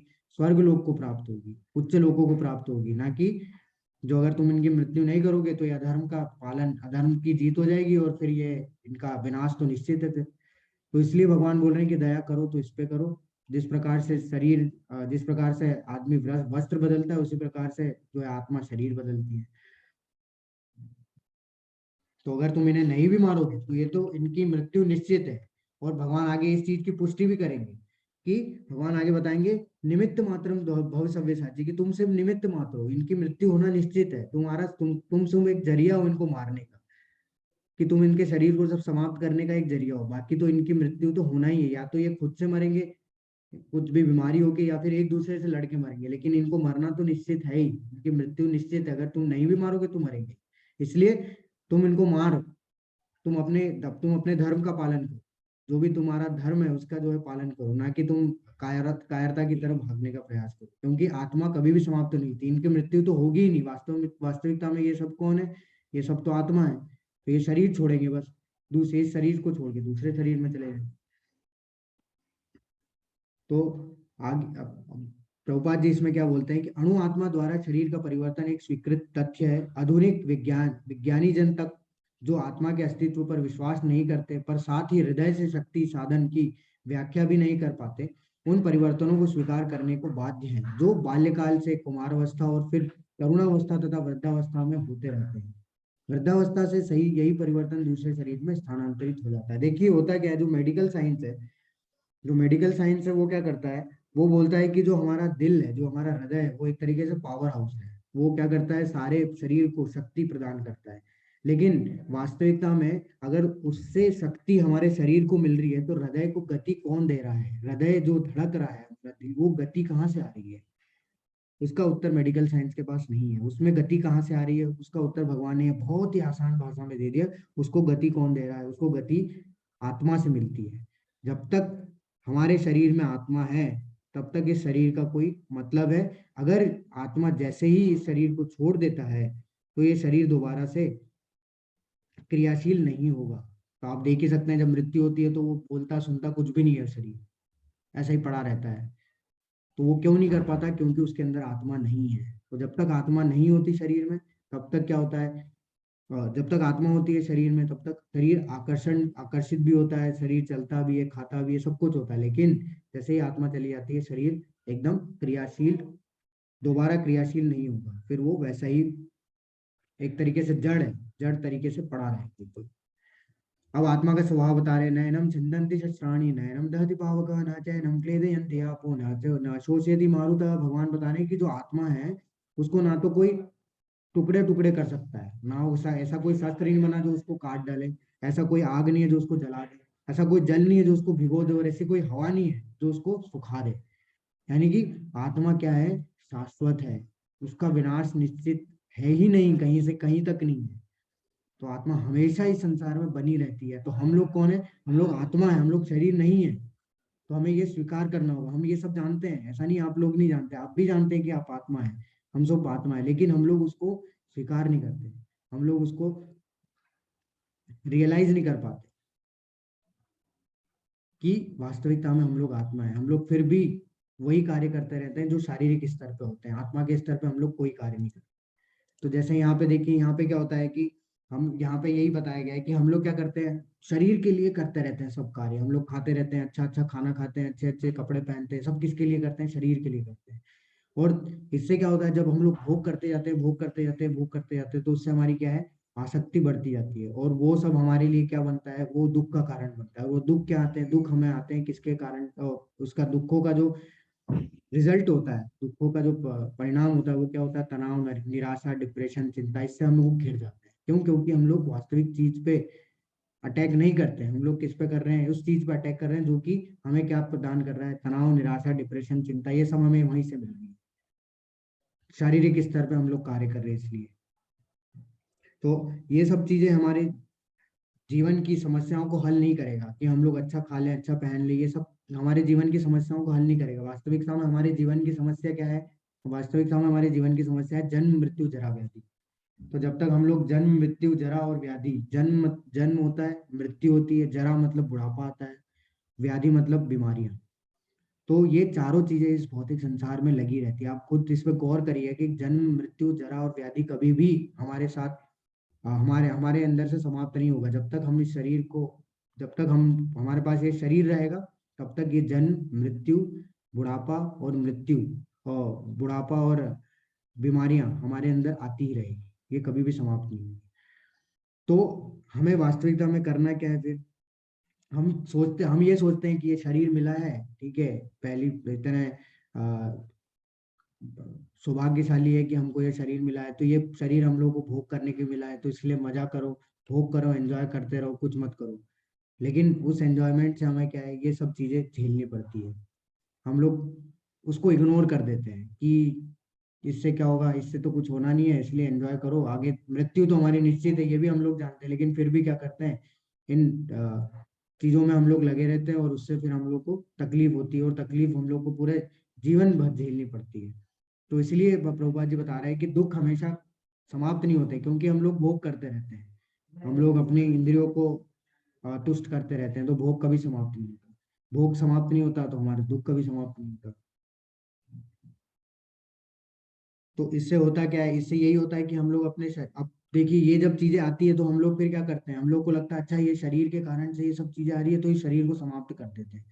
तो आपने देखा ही होगा कोरोना काल में बहुत कितने बड़े बड़े सेलिब्रिटीज हैं जो क्या कर लिए, सबने अपनी आत्महत्या कर ली। उनको क्या लगा कि शरीर से दिक्कत हो रही है, शरीर को समाप्त कर दो, तो सब कुछ दिक्कतें समाप्त हो जाएगी। लेकिन वास्तव में ऐसा नहीं है। शरीर को समाप्त करने से कोई भी दिक्कत समाप्त नहीं होगी। क्यों? क्योंकि हम तो आत्मा है, शरीर तो वही है, शरीर को कुछ भी तकलीफ दे दो तुम। तो हमें करना क्या है, हमें आत्मा के लिए कार्य करना चाहिए। देखिए, हम लोग शरीर के लिए तो है, शरीर के लिए भोजन क्या है जो हम लोग खाते हैं, सबको शरीर का भोजन है। लेकिन आत्मा का भोजन क्या है? आत्मा का भोजन है, आत्मा का भोजन है कि भगवान यानी कि भक्ति, स्पिरिचुअलिटी में हमें जिज्ञासा करनी है, भक्ति में आगे बढ़ने का प्रयास करना, वही आत्मा का भोजन है। क्यों है? क्योंकि देखिए, अगर आत्मा है, हम लोग अगर ये मानते हैं कि आत्मा है, तो इससे ऊपर एक परम आत्मा भी होगी। तो जो परम आत्मा है वो किसको कंट्रोल करती है? आत्मा को कंट्रोल करती है। तो जब तक हम लोग इस आत्मा को उस परम आत्मा से नहीं मिलाएंगे, तब तक क्या होगा, हम लोग कभी भी सुखी नहीं हो पाएंगे, कभी भी शांति प्राप्त नहीं कर पाएंगे इस भौतिक संसार में। जैसे उदाहरण के तौर पे अगर मैं बताऊं, जैसे मछली है, अगर मछली को अगर पानी से आप निकाल दो और उसको सारे विटामिन दे दो, प्रोटीन दे दो, आप कितना भी काजू किशमिश खिला दो, क्या वो जिंदा रह पाएगी? वो नहीं रह पाएगी। क्यों? क्योंकि उसका संबंध किससे है? उसका संबंध है पानी से। वैसे ही हम हैं, हम हमारा संबंध है किससे? भगवान से। तो हम लोग कितना भी कोशिश कर ले उनसे अलग रह के खुश होने का, हम लोग नहीं रह पाएंगे। हम लोग उनसे अलग रह के शांति प्राप्त करने का हम लोग नहीं रह पाएंगे। अगर हमें वास्तविकता में शांति प्रिय जीवन जीना है इस संसार में, तो उसके लिए हमें क्या करना पड़ेगा? अपने आप को भगवान से जोड़ना पड़ेगा, यानी कि आध्यात्मिक मार्ग में हमें प्रगति करने का प्रयास करना पड़ेगा, जिज्ञासा करनी पड़ेगी। तभी हम लोग क्या कर पाएंगे, अपने वास्तविक स्वभाव को जान पाएंगे। तो हम क्या है वास्तविकता में जो आत्मा है वो एक क्या है, भगवान का अंश है। ठीक है, तो जो गुण भगवान में वही गुण हम में भी है, लेकिन भगवान में सारे गुण किस में होते हैं, असीमित मात्रा में होते हैं। हम में सारे गुण कैसे होते हैं, सीमित मात्रा में। तो अगर हम लोग जब तक, तो हम लोग क्या है, अंश है और भगवान क्या है, पूर्ण है। तो जब तक अंश पूर्ण से नहीं जुड़ेगा, जब तक क्या है, हम लोग पूर्ण नहीं हो पाएंगे। हम लोग भी क्या होंगे, अंश बने रहेंगे और फिर दुखों को झेलते रहेंगे। तो इसलिए हमें प्रयास करना चाहिए कि हमें भी क्या है, आध्यात्मिक मार्ग में आगे बढ़ने के लिए प्रयत्न करने हैं। जबकि भोजन हम लोग शरीर के लिए तो ले ही रहे हैं, लेकिन आत्मा के लिए भी हमें भोजन करने का प्रयास करना। और आत्मा के लिए भोजन आगे हम लोग देखेंगे कल के अध्याय में कि आत्मा का भोजन वास्तविकता में है क्या, कैसे हम लोग आत्मा को पोषित कर सकते हैं। ठीक है, जो कि भगवान इसकी पुष्टि कर रहे हैं कि ये चीज की पुष्टि भगवान हर जगह करेंगे कि हम भगवान के अंश हैं। तो भगवान बताएंगे आगे कि मामे वांशु जीव लोके जीव भूत सनातन। भगवान आगे इसी भगवत गीता में आगे आने वाले अध्याय में बताएंगे कि सारे जितने भी जीव हैं इस संसार में, वो सब मेरे ही क्या है, सनातन अंश है, यानी कि शाश्वत अंश है, जो कि कभी भी समाप्त नहीं होता। अब भगवान दूसरे कारण का जो है खंडन करते हैं। क्या बताते हैं, तुम्हारे शत्रु उनके अनेक प्रकार के कटु शब्दों से तुम्हारा वर्णन करेंगे और तुम्हारी सामर्थ्य का उपहास करेंगे। तुम्हारे लिए इससे दुखदाई और क्या हो सकता है। देखिए, अर्जुन ने बोला कि इसमें कोई आनंद नहीं है कि मैं अपने परिवार वालों को मार दूं, तो इससे मुझे कोई आनंद प्राप्त नहीं होगा और मैं ऐसा नहीं करना चाहता। तो भगवान बोल रहे हैं कि तुम हो एक क्षत्रिय, क्षत्रिय का धर्म होता है युद्ध करना, रक्षा करना। तो तुम तो जरिया हो, तो तुम कार्य करो, तुम्हारा धर्म का पालन करो। अगर तुम नहीं करते हो और युद्ध छोड़ के भाग जाते हो, तो क्या होता है, तुम्हारे तुम्हारे को लोग कायर बोलेंगे। ठीक है, तुम्हारे कटु शब्दों से तुम्हारी क्या करेंगे, तुमको कटु शब्द बोलेंगे। ठीक है, तुम कायर कायर घोषित कर देंगे तुम्हें, क्योंकि तुम युद्ध छोड़ के भागे हो। तो तुम्हारे सामर्थ्य का उपहास उड़ाएंगे, मजाक उड़ाएंगे, क्योंकि तुम इतने, उस समय अर्जुन क्या थे ना, बहुत बड़े योद्धा थे, बहुत बड़े धनुर्धर थे। अगर ऐसा करते अर्जुन, तो ये सब, और भगवान क्या बोले कि ये सब तुम्हारे लिए मृत्यु से भी ज्यादा दुखदाई है। यानी कि जो धर्म का पालन नहीं करता, और धर्म का पालन अगर अर्जुन नहीं करते, तो जितने भी लोग हैं वो उनकी क्या करेंगे, उपहास उड़ाएंगे। और ये उनसे दुखदाई दुखदाई है, एक तरीके से मृत्यु से भी ज्यादा दुखदाई है। क्यों, क्योंकि उनका धर्म है, और अगर धर्म के साथ वो नहीं चलते, धर्म का पालन नहीं करते हैं, तो इसलिए उनको क्या है, ये सब चीजें झेलनी पड़ेगी। तो इसलिए अर्जुन को बोल रहे हैं कि तुम अगर ये सब नहीं करोगे, तो ये तुम्हारे लिए ज्यादा दुखदाई है, ये तुमको ज्यादा परेशान कर देगा मृत्यु से। तो उसके लिए क्या करना है, भगवान बोल रहे हैं कि हे कुंती पुत्र, तुम यदि युद्ध में मारे जाओगे तो स्वर्ग प्राप्त करोगे, या यदि तुम जीत जाओगे तो पृथ्वी का साम्राज्य भोग करोगे। अतः दृढ़ संकल्प करके खड़े हो और युद्ध करो। अब भगवान यहाँ बोल रहे हैं कि इसमें तो आनंद ही आनंद है। तुम क्यों, तुमको क्यों ऐसा लग रहा है कि आनंद नहीं है। अगर तुम जीतते हो तो पूरा साम्राज्य का भोग करोगे, और अगर हारते भी हो तो धर्म क्षेत्र है वो, तो तुम स्वर्ग प्राप्त करोगे, उच्च ग्रहों की ओर जाओगे। तो दोनों में तुम्हारा फायदा है, स्वर्ग जाके भी आराम आराम से जीवन जियोगे, और पृथ्वी पे भी अगर जीत जाओगे तो आराम से जीवन जियोगे। तो इसलिए क्या करो, युद्ध करो, दृढ़ संकल्प करो और युद्ध करो, क्योंकि उसमें तुम्हारा ही फायदा है, उसमें आनंद ही आनंद।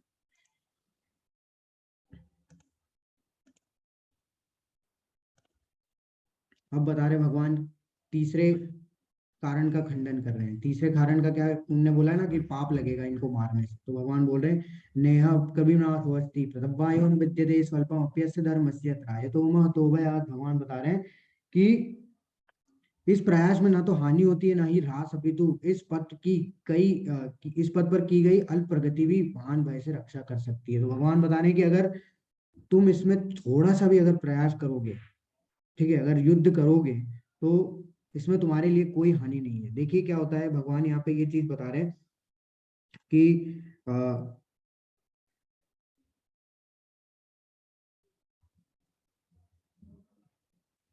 कि अगर तुम मेरे लिए कार्य करते हो, अगर तुम भक्ति मार्ग में थोड़ा सा भी प्रयास करते हो, अगर तुम मेरे लिए थोड़ा सा भी प्रयास करते हो कुछ भी काम करने के लिए, तो ना तो उसमें हानि होती है, ना उसमें कोई फेल है, ना कोई उसमें कोई फेलियर होता ही नहीं, उसमें हमेशा आदमी पास ही होता है।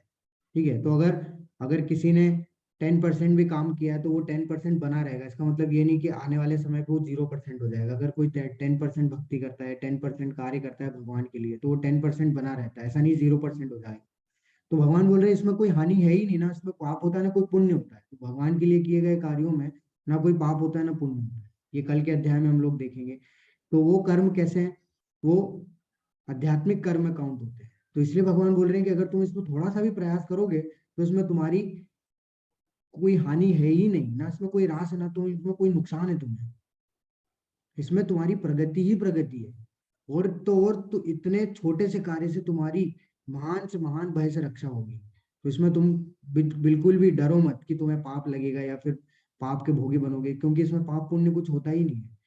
जैसे उदाहरण के तौर पे कि यहाँ अगर हम लोग अभी इंजीनियरिंग का डिग्री कर रहे हैं, कोई डॉक्टर है, कोई इंजीनियर है, कोई लॉयर है, तो इसका मतलब ये नहीं कि यहाँ से हम लोग की मृत्यु हो जाएगी तो अगले दिन अगले अगले जन्म में हम लोग डॉक्टर बन के ही पैदा होंगे या फिर लॉयर बन के पैदा होंगे या फिर इंजीनियर बन के पैदा होंगे। नहीं, हमें फिर से जीरो से स्टार्ट करना पड़ेगा, वही ABCD 1 2 3 पढ़ना पड़ेगा, फिर डॉक्टर तक जाना होगा।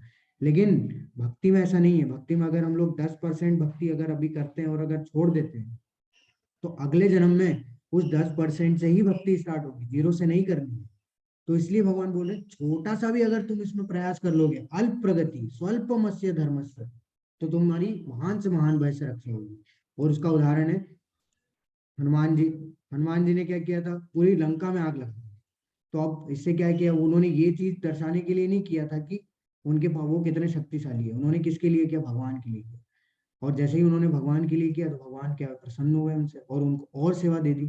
तो ये कार्य अगर वो चाहते तो अपनी शक्ति को दर्शाने के लिए भी कर सकते थे, लेकिन उन्होंने ये बताया कि उनका एक दास इतना शक्तिशाली है तो जो उनकी सेना होगी वो कितनी शक्तिशाली होगी, ये दिखाने के लिए उन्होंने भगवान की शक्ति को दर्शाने के लिए भगवान के लिए ये किया।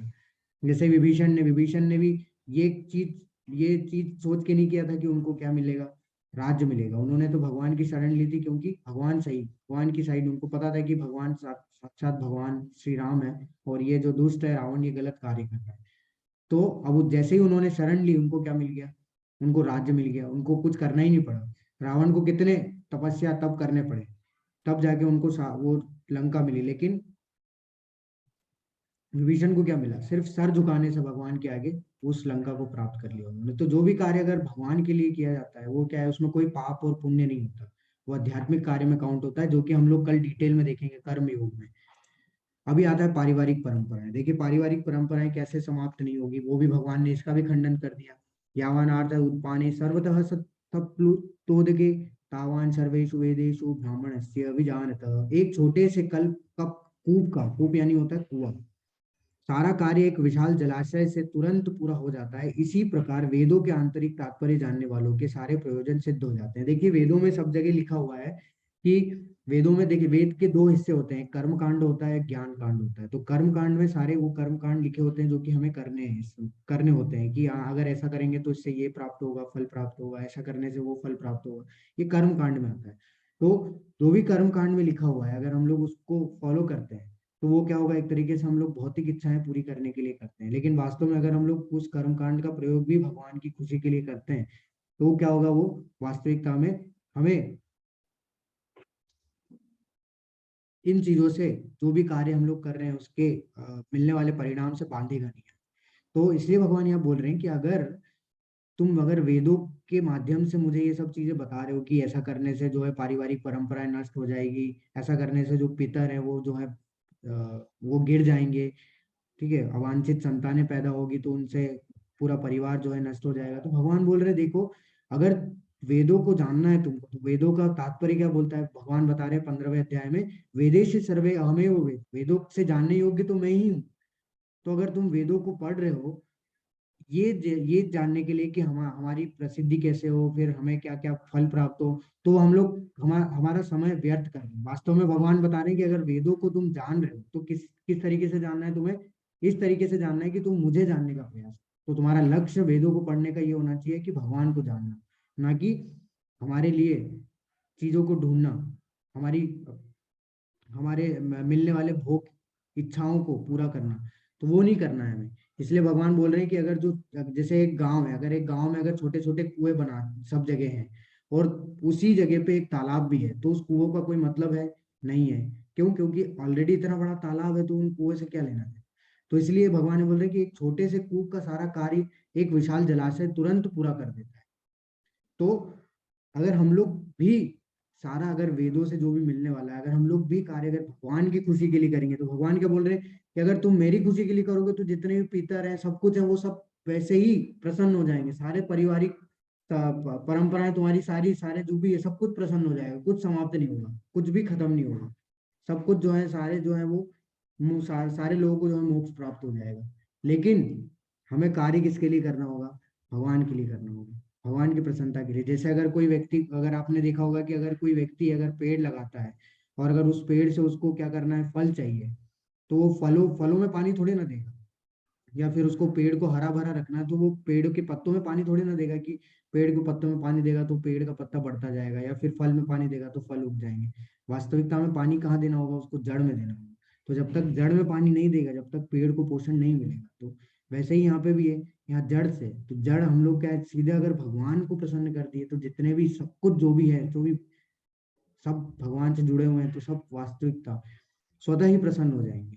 तो इसलिए भगवान बोल रहे हैं कि तुम कार्य करो, तुम अपना धर्म का पालन करो, ना कि इन सब चीजों पे ध्यान दो। उसके बाद है असमंजस। तो देखिए, अभी हमने देखा था कि जब अर्जुन ने बोला था कि कार्पण्य दुर्बलता के कारण से उसका जो है धैर्य वो खो चुका है, तो धैर्य खो चुका है, तो भगवान ने क्या बोला, ठीक है अब तुम मुझे उन्होंने क्या बोला कि अब मैं आपका शिष्य हूँ और मैं आपका शरणागत हूँ, यानी कि अब भगवान उनके क्या हो गए, गुरु हो गए, ना कि उनके मित्र हैं, अब गुरु हो गए। तो गुरु का आदेश ही क्या होता है, एक तरीके से हमारे लिए हमारा लक्ष्य होना चाहिए। तो यहाँ पे भगवान वही चीज बता रहे हैं, व्यवसायत्मिका बुद्धि रेखे कुरुनंदन बहुशाखान्यंताश बुद्धि हो सव्य साई नाम। जो इस मार्ग पर चलते हैं वे प्रयोजन में दृढ़ रहते हैं और उनका लक्ष्य भी एक होता है। एक गुरुनंदन जो दृढ़ प्रतिज्ञ नहीं है, उनकी बुद्धि अनेक शाखाओं में विभक्त रहती है। तो अर्जुन को बता रहे हैं कि तुम वैसे ही,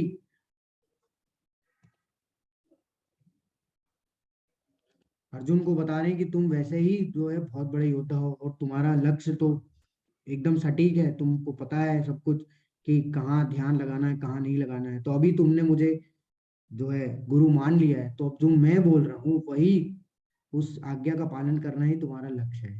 तो असमंजस भी खत्म हो गया कि अब तुम असमंजस में रह ही मत, जो मैं बोल रहा हूँ, जब तुमने मुझे गुरु मान ही लिया है तो गुरु के आदेश का पालन करना ही तुम्हारा क्या है, लक्ष्य होना चाहिए। नहीं तो क्या होगा, हम लोग अपनी बुद्धि से अगर सोचेंगे तो हमारी बुद्धि क्या है, अनेकों शाखाओं में बढ़ती रहेगी, नहीं ये भी कर लेते हैं, इससे ये कर लेते हैं, उससे ये कर लेते हैं। तो डिसीजन लेने में हम लोग कभी भी सफल नहीं हो पाएंगे और कभी भी हमारे लिए हमारी श्रेष्ठता के बारे में हम लोग नहीं सोच पाएंगे। अब भगवान आगे बता रहे हैं, कर्मण्यवाधिकारस्ते मा फलेषु कदाचन मा कर्म फल हेतुर्भु ते संगो अस्त अकर्मणि। तुम्हें अपने कर्म करने का अधिकार है, किंतु कर्म के फलों के तुम अधिकारी नहीं हो। तुम ना तो कभी अपने आप को कर्मों के फलों का कारण मानो, ना ही कर्म ना करने में कभी आसक्त हो। तो देखिए, हम लोग का कार्य है, अगर इसको मैं एक लाइन में समझाऊं तो भगवान यहाँ बोल रहे हैं, कर्म करो फल की इच्छा मत। तो हमारा सिर्फ कर्तव्य कर्म करना है, क्योंकि हमें बनाया गया है सिर्फ काम करने के लिए, हमें सिर्फ कर्म करते रहना है। अगर हम लोग ये मान के कर्म करेंगे कि इसका फल अच्छा होगा या इसका फल बुरा होगा, तो भगवान बोल रहे हैं कि वो तो तुम्हारे हाथ में है ही नहीं, कर्म के फलों के तुम अधिकारी हो ही नहीं, तुम्हारा कार्य सिर्फ काम करना। तो हम लोग अगर माने कि हाँ अच्छा नहीं हुआ तो फिर क्या हो जाएगा, अगर देखिए वो उसका उसके पीछे रीजन है, अगर हम लोग ये मान के करते कि अच्छा होगा और अच्छा हो जाता है, तो हम लोग क्या है, इतने ज्यादा आनंद में आ जाएंगे कि हम लोग जो भी हमने किया वो सब भूल जाएंगे। लेकिन अगर अच्छा नहीं होता है तो इतने ज्यादा डिप्रेशन में आ जाएंगे कि हमने वो मेहनत की उसको भी हम लोग भुला दें। तो इसलिए भगवान बोल रहे हैं, अपने कर्तव्य पे ध्यान दो, जो आपका कर्तव्य है, जो आपका कर्म है वो करो, फल की इच्छा मत करो। तुम ना तो कभी अपने आप को अपने कर्मों के फलों का कारण मानो। तो हम लोग कभी भी अकेले कारण नहीं है, 18वें अध्याय में बताएंगे कि हम लोग उन 5 कारण होते हैं, 5 कारणों में से एक हम है, जो कि हम लोग को जो मिलने वाला फल है वो उसके उसके उसके कारण हम है, ऐसा हम लोग मानते हैं कि हम कार्य कर रहे हैं इसका मतलब फल हमारी वजह से मिल रहा है। नहीं, 5 चीजें होती है जिसके कारण से कि वो जो फल मिलने वाला है वो निर्धारित है। तो हम अकेले कारण नहीं है, इसलिए भगवान बोल रहे हैं तुम अपने आप को कभी भी कारण मत मानो, जो कि हमारे लिखा होगा वो प्राप्त होगा हमें। तो ना, और दूसरा ये कि अगर हम ये मान ले कि हम लोग कर्मों के फलों का कारण है ही नहीं, जो हमारी डेस्टिनी में है वो मिल जाएगा, तो फिर हम लोग कर्म भी नहीं करते। तो कर्म नहीं भी करेंगे तो भी दुख आने हैं। ठीक है, तो वास्तविकता में हमारा स्वभाव है कर्म करना, कर्तव्य करना, तो हमें कर्म करते रहना। ऐसा नहीं कि हम लोग कर्म नहीं करते। तो देखिए, कर्म नहीं कर रहा जो व्यक्ति अगर बैठा है वो भी एक तरीके से कर्म ही हो रहा है, बैठने का भी एक कर्म होता है, फालतू बैठना भी एक कर्म होता है। तो हम लोग कभी भी इस संसार में बिना कर्म करे रह ही नहीं सकते। तो इसलिए भगवान यहाँ हमें ये समझा रहे हैं कि हमें सिर्फ कर्म करना है, फल की इच्छा बिल्कुल नहीं करनी है। हमारा कर्तव्य कर्म करना है, बाकी सब कुछ किस पे छोड़ देना है, भगवान पे, क्योंकि फल के अधिकारी कौन है, भगवान। अब भगवान यहाँ पे बता रहे हैं कि स्थित प्रज्ञ कौन होता है। स्थित प्रज्ञ क्या है? स्थित प्रज्ञ ऐसा व्यक्ति जो कि कभी भी किसी भी अवस्था में विचलित नहीं होता, फिर सुख हो दुख हो, लाभ हो हानि हो, मान हो अपमान हो, कुछ भी हो, कैसी भी परिस्थिति क्यों ना हो, वो कैसा है, वो स्थिर होगा, स्थित प्रज्ञ होगा, कभी भी वो हिले डुलेगा नहीं। तो यहाँ पे बता रहे हैं भगवान कि हे पार्थ, जब मनुष्य मनोधर्म से उत्पन्न होने वाली इंद्रिय तृप्ति की समस्त कामनाओं का परित्याग कर देता है, यानी कि जो भी उसको इच्छाएं होती है उसको सब समाप्त कर देता है, उसको कोई मतलब नहीं किसी भी चीज से, सब में वो संतुष्ट रहता है, आत्म संतुष्ट रहता है। जैसे यहाँ बोला है कि आत्मा में संतोष प्राप्त कर लेता है, वो व्यक्ति क्या कहलाता है, स्थित प्रज्ञ कहलाता है। तो उसका उदाहरण है प्रहलाद महाराज। तो प्रहलाद महाराज को किसी भी चीज की कोई आवश्यकता नहीं थी। वो पहले दुख में थे तो भी भगवान का नाम लेते थे, और सुख में थे तो भी भगवान का नाम लेते थे। अंत में जब उनको दुख मिलने लगा, जब उनके पिताजी उन पे जो है उनको मारने का प्रयास करने लगे, तब भी वो भगवान का नाम लेते थे खुशी खुशी। तो वो स्थित प्रज्ञ थे, वो कभी भी किसी चीज से विचलित हुए ही नहीं। उन पे दुख आ रहा हो, सुख आ रहा हो, उनका मान हो रहा हो, मान हो रहा हो, कुछ नहीं हो, वो बने रहे एक ही स्थिति में, तो स्थित प्रज्ञ है। वैसे ही अगला उदाहरण आता है यहाँ पे प्रभुपाद जी का। तो प्रभुपाद जी को भी बहुत तकलीफ झेलना पड़ी, ठीक है। ऐसा नहीं है कि बहुत आसानी से जो चीज हम लोग इतनी आसानी से सीख रहे हैं यहाँ पे, उसके लिए प्रभुपाद जी ने बहुत कष्ट उठाए हैं, ठीक है। तो उन्होंने भी क्या किया, यहाँ से 70 साल की उम्र में, जिस समय पे लोग रिटायरमेंट की एज आ जाती है, लोगों की रिटायरमेंट लेके घर में बैठ जाते हैं, उस समय उन्होंने निर्णय लिया कि वो पाश्चात्य देश जाएंगे। जाते जाते उनको 2 हार्ट अटैक आए, फिर भी वो रुके नहीं, फिर भी वो, देखिए हार्ट अटैक आने के बाद यूजुअली व्यक्ति क्या करेगा, कहीं जाके डॉक्टर को दिखाएगा, लेकिन नहीं, उन्होंने कहीं कुछ किसी को नहीं दिखाया। उन्होंने सोचा कि मेरे पास समय नहीं है, उन्होंने सीधा स्टार्ट कर दिया प्रचार करना। तो ये किसके लिए किया? अगर वो अपने लिए करते तो वो अपना प्रचार करते, लेकिन उनको कोई नहीं जानता है। सभी लोग किसको जानते हैं? सिर्फ हरे कृष्ण। उनको कोई भी नहीं जानता, क्योंकि उन्होंने अपना प्रचार किया ही नहीं, उन्होंने सिर्फ भगवान के नाम का प्रचार। तो उन्होंने बहुत कष्ट उठाए, लेकिन फिर भी वो बने रहे अपने। आप देखेंगे यूट्यूब पे वीडियो आपको मिल जाएगा, अंत समय तक भी वो प्रचार करते रहे। जब उनका अंत समय करीब आ गया था, तब भी वो श्रीमद् भागवतम का जो है वो कमेंट्री, यानी कि उसका तात्पर्य लिखा रहते अपने, रिकॉर्ड करवा रहे थे अपने शिष्यों को। तो ऐसे जो व्यक्ति होते हैं वो स्थित प्रज्ञ होते हैं, जो आत्मसंतुष्ट।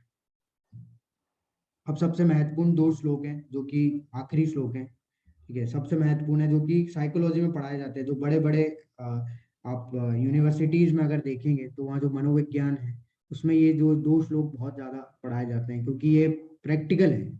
और कल एक प्रभु जी ने प्रश्न भी पूछा था कि अर्जुन को गुस्सा क्यों नहीं आया, तो उसमें इन्हीं 2 श्लोकों में उसका उत्तर है। देखते हैं हम लोग। ध्यायतो विषया पुंसा संगतेषु उपजायते संगः संगात् संजायते कामा कामा क्रोधो विजायते क्रोधात् भवति सम्मोहः सम्मोहो स्मृति विभ्रमः नाश बुद्धिनाशो बुद्धिनाशो प्रणश्यति। तो इंद्रिय विषयों का चिंतन करते हुए मनुष्य की उनमें आसक्ति उत्पन्न हो जाती है, और ऐसी आसक्ति से काम उत्पन्न होता है, और फिर काम से क्रोध प्रकट होता है, और क्रोध से पूर्ण भ्रम उत्पन्न होता है, और भ्रम से स्मृति हतप्रत हो जाती है, तो बुद्धि खो जाती है, और बुद्धि खो जाती है तो भौतिक कुल में फिर से गिर जाता है, यानी कि पतन हो जाता है। तो ये 8 अवस्था है हमारे पतन की। कौन कौन सी 8 अवस्था है? सबसे पहली है कि हम लोग क्या करते हैं, ध्यान लगाते हैं। तो उसका उदाहरण देता हूं मैं। जैसे अगर कोई व्यक्ति, अगर उसको क्या है, उसको कोई चीज उसने देख ली, जैसे मान लो कि अगर वो कोई व्यक्ति जा रहा है कहीं रास्ते में और उसने बहुत अच्छी कार देख ली, अब उस कार देख तो ली उसने, वो उसके दिमाग में रह गई। अब वो उसके दिमाग में रह गई तो बार बार उसका चिंतन कर रहा है, ध्याय तो विषया होता, बार बार उसके बारे में सोच रहा है, सोच रहा है, सोच रहा है, सोच रहा है। जब वो इतना ज्यादा सोचता है तो उसके अंदर क्या आ जाता है, उसके अंदर उसके प्रति आसक्ति आ जाती है, अटैचमेंट आ जाता है। यानी कि उस कार के प्रति वो इतना ज्यादा आसक्त हो जाता है कि उस आसक्ति के कारण से उसके अंदर काम आ जाता है। काम यानी कि बुरी इच्छाएं आती है। बुरी इच्छा कैसी? बुरी इच्छा ऐसी कि उसको वो चीज चाहिए ही चाहिए, इस प्रकार से वो सोचने लगता है कि कैसे भी करके मैं उसको अर्जित करना चाहता हूँ। अब देखिए यहाँ पे 2 चीजें, अगर उसको वो चीज मिल जाती है तो उसका लालच बढ़ जाएगा, उसको लोभ आ जाएगा, कि वो सोचेगा अच्छा ये तो मेरे को इतनी आसानी से मिल गई, यानी कि इससे और ऊंची कार का मैं इच्छा कर सकता हूँ, ले सकता हूँ, ये लालच आ गया। लेकिन अगर वो बुरी इच्छाएं अगर उसकी पूरी नहीं होती है, उसकी इच्छाएं अगर पूरी नहीं हो रही है, तो वो क्या होगा, क्रोध में कन्वर्ट हो जाएगा। तो अर्जुन कहाँ तक था सीमित? यहीं तक था, आसक्ति तक, और वो विलाप करने लगे, तो वो आगे बढ़ा ही नहीं। तो उसको क्रोध आया ही नहीं। वो इतना ज्यादा आसक्त था कि वो आगे बढ़ ही नहीं पाया। ठीक है, वो आसक्ति के स्तर को कंट्रोल कर लिया, आसक्ति पे ही। अगर उसको क्रोध आता तो वो युद्ध करता, उसको क्रोध आया ही नहीं, वो आसक्ति के स्तर पे ही लगा रहा, तो इतना ज्यादा आसक्त था वो। उसके बाद क्या आगे आता है, जब क्रोध आता है, तो क्रोध आता है तो आपको भी पता है कि क्रोध में हम लोग कुछ भी समझ नहीं पाते, डिसीजन नहीं ले पाते कुछ भी, तो उसमें सम्मोहन, हम लोग एकदम भ्रमित हो जाते, कुछ समझ में नहीं आता, हम लोग एकदम पागलों जैसे इधर उधर दिमाग लगाते रहते हैं। उससे क्या होता है, हम सब कुछ भूल जाते हैं, स्मरण शक्ति हमारी समाप्त हो जाती है, हम लोग सब कुछ अच्छा बुरा कुछ भी ये सब भूल जाते हैं। और जब ये भूल जाते हैं तो हमारी बुद्धि समाप्त हो जाती है, फिर हम लोग गलत कार्य करते हैं, क्योंकि हम लोग बुद्धि का प्रयोग नहीं कर पाते। और जब बुद्धि समाप्त हो जाती है तो हम लोग का पतन हो जाता है। तो हमें क्या करना है, इन 8 अवस्थाओं को कंट्रोल करना है। अगर हम लोग इस किसी भी एक अवस्था पे अगर अपने आप को कंट्रोल कर लेते हैं तो हम लोग का पतन होने से अपने आप को हम लोग बचा सकते हैं। ये बहुत ही महत्वपूर्ण है, बहुत ही प्रैक्टिकल है। आप लोग भी इसको सोचेंगे तो बहुत ही ज्यादा प्रैक्टिकल है, और ये बहुत ही महत्वपूर्ण है इस भौतिक संसार में ये सब चीजें। क्योंकि अगर हम लोग इन चीजों को नहीं समझेंगे तो फिर हम लोग क्या है, इन चीजों में घूमते रहेंगे और फिर हमारा पतन निश्चित है। और आज के समय में जितने भी गलत कार्य हो रहे हैं वो शायद इन्हीं 8 अवस्था से ही हो रहे हैं। आप खुद ध्यान लगा के देख इसको गौर करके देखिएगा, कभी आप समझिएगा इसको कि कैसे यही 8 अवस्थाएं जो है हमें पतन के कारण बनती है इस पूरे संसार में। तो हमने देखा कि दया का खंडन भगवान ने कैसे किया कि हम शरीर नहीं है, हम आत्मा है। फिर भगवान ने बोला अच्छा कोई आनंद नहीं है, अच्छा ऐसे तो है ही नहीं, जीतोगे तो स्वर्ग मिलेगा, जीतोगे तो राज्य मिलेगा और मरोगे तो स्वर्ग मिलेगा, तो उसमें तो आनंद ही आनंद है। पाप के लिए तो बोला कि इस भक्ति गतिविधि में कोई पाप होता ही है ना, कोई पुण्य होता है तुमको, और इसमें लाभ ही लाभ है हमेशा। तो पुण्य, इसमें कोई पाप पुण्य का कोई सवाल ही नहीं उठता।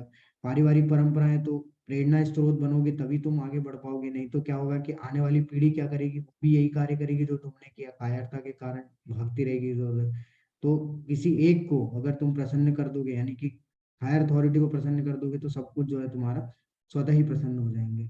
असमंजस तो दृढ़ निश्चय के साथ में जो है भगवान के, यानी कि गुरु के आदेश का पालन करो, गुरु साधु शास्त्रों के आदेश का पालन करो, वही क्या है हमारा असमंजस का खंडन है, कि हम लोग डिसीजन हमारे लिए श्रेष्ठता के लिए ले पाएंगे।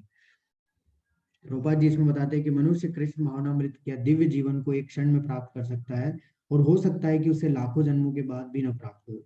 यह तो सत्य समझने और स्वीकार करने की बात है।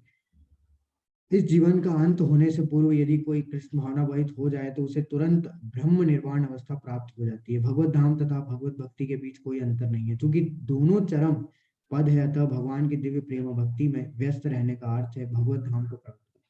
भौतिक जगत में इंद्रिय तृप्ति विषय कार्य होते हैं, और आध्यात्मिक जगत में कृष्ण भावनामृत विषय, किसी जीवन में ही कृष्ण भावनामृत की प्राप्ति तत्काल ब्रह्म प्राप्ति जैसी है।